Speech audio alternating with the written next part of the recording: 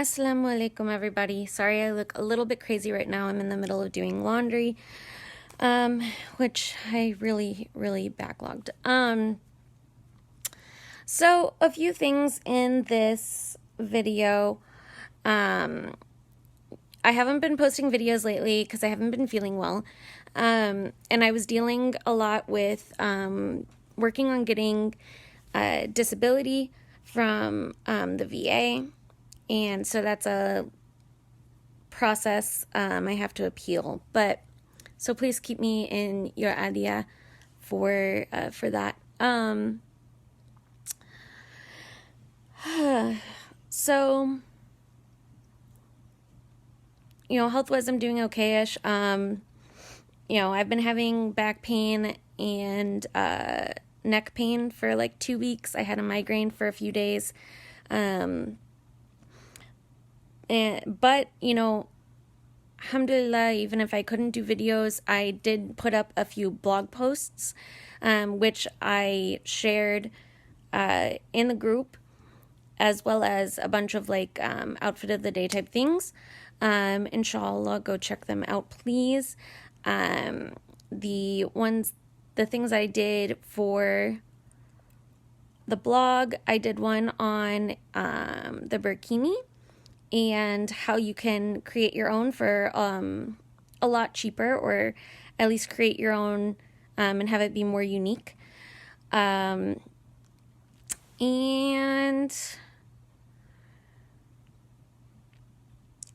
something else that I'm blanking on right now. I'm sorry, guys. But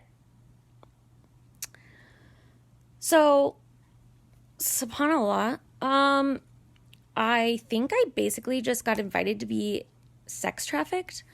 And so I want to let everybody know about this, and about this person. And I will post the spelling of the name. His name is like, Rayhan, let me see if I can find it. Okay. His name is Rayhan Abdullah. According to, what his profile says. And he approached me. He was like, hey, we're looking for a model for a photo shoot. It pays really well. And I was like, okay, yeah, I'd be down for that. And he was like, okay, well, it's in Qatar. It's for a Qatar company. And we would pay for your flight, your accommodations, your food, everything. And obviously that sounds too good to be true. And, my guy's always telling me, like, when stuff like that happens, he's like, that's how you get kidnapped. And so I was like, obviously, like, I pushed him for more information. And I've blocked him, by the way, so he can't see this and change his name on his account or anything like that.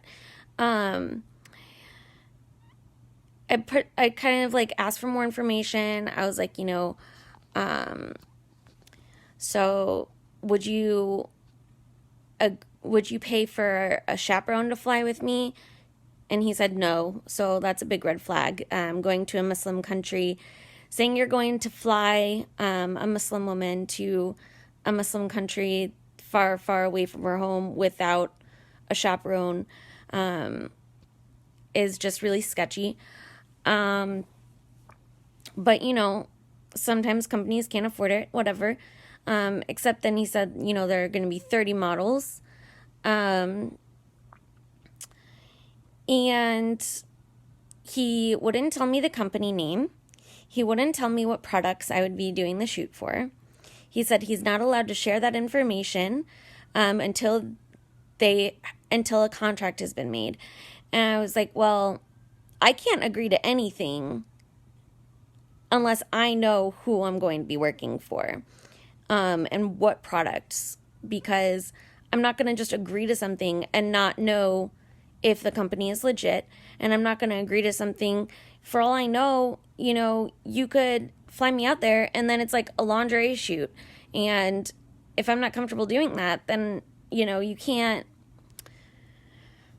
Astaghfirullah. It's just, lots and lots of red flags. So, and then, of course I called my guy and I was like, hey, so this just happened. And he was like, no, like that's a huge scam.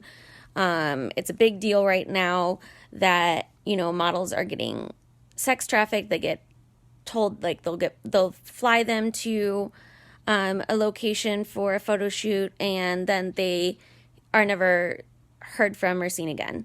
And he's like, you can just Google it. So I Googled it. And sure enough, I found the first article that I found was from like CBN or CBS or something like that.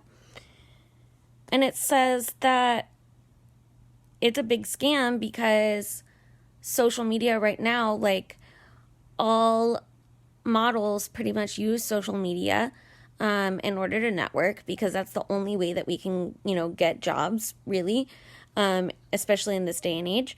And so, people from these groups will, look and watch people on social media and see if they're like the right look for what they want.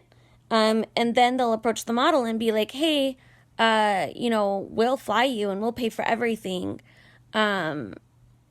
Because obviously that sounds enticing and lucrative to somebody who is, trying to trying to model for money. It's difficult. And so they, these models that don't know enough, they don't know about this, they're not discerning, whatever, they agree and they fly to this place and then, they get kidnapped. And the article was talking about this one lady, this one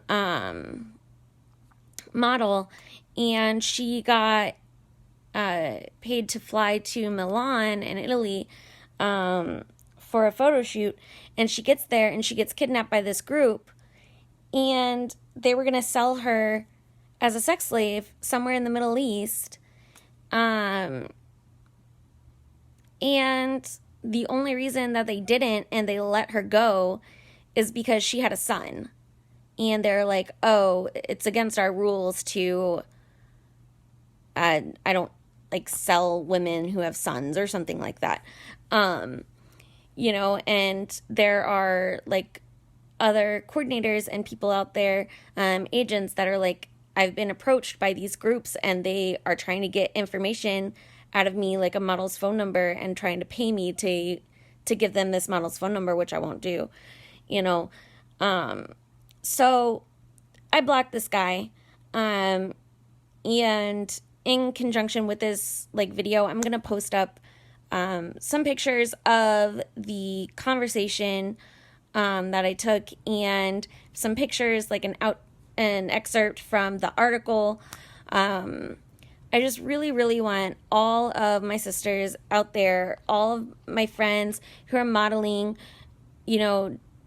I want them to have this information because,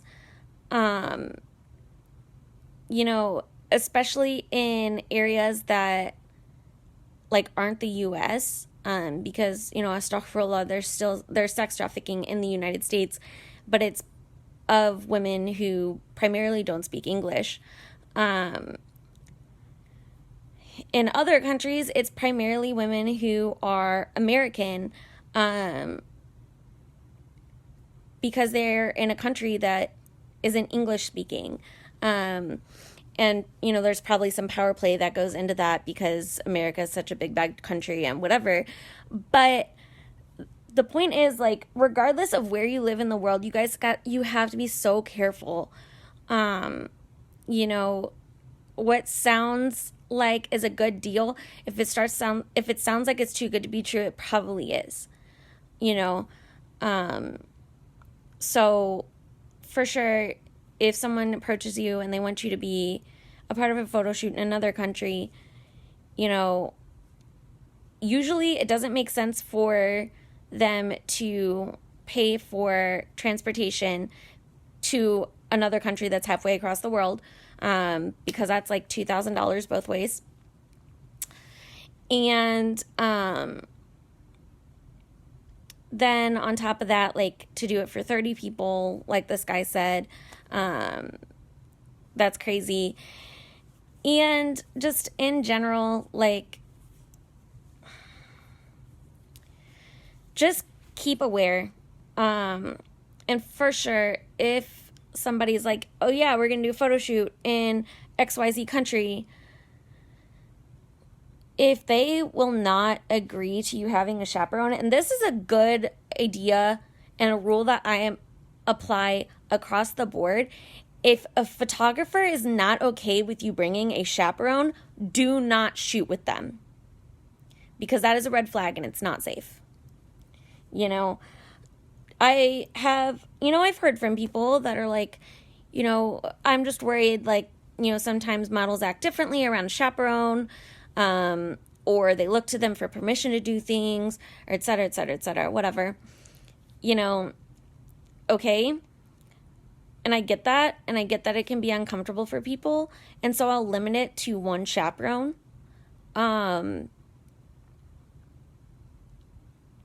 But if they flat out say no chaperone, I won't shoot with them, period. Because that is just a situation where I'm putting myself somewhere in a vulnerable position and someone could take advantage of me. So, you know, I just want everybody to just make sure, be careful, you know, nobody will get hurt.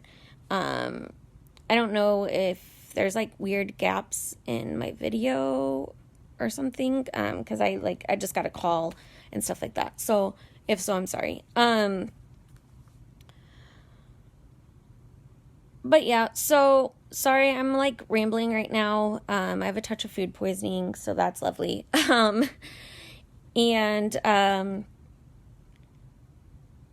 Oh, other thing that I needed to talk about in this video, super awesome, super important. There is a sociologist out there. She is looking for niqabi sisters in the West, in the Western world, who would be willing to be interviewed for her book on niqab in the West. And so she is looking for, you know, one-on-one person interviews, unless you are in Boston. She will not be able to do like a in-person interview with you, but she'll be able to do Skype.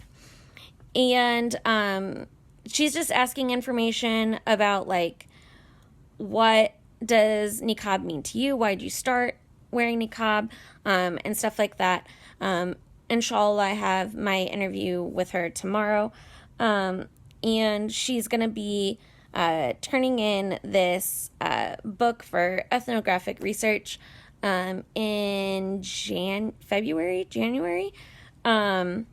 So, you know, since I do have so many friends who are niqabis, mashallah, if anybody who is out there, whether you're full-time niqabi, part-time, whatever, you know, give this lady an email.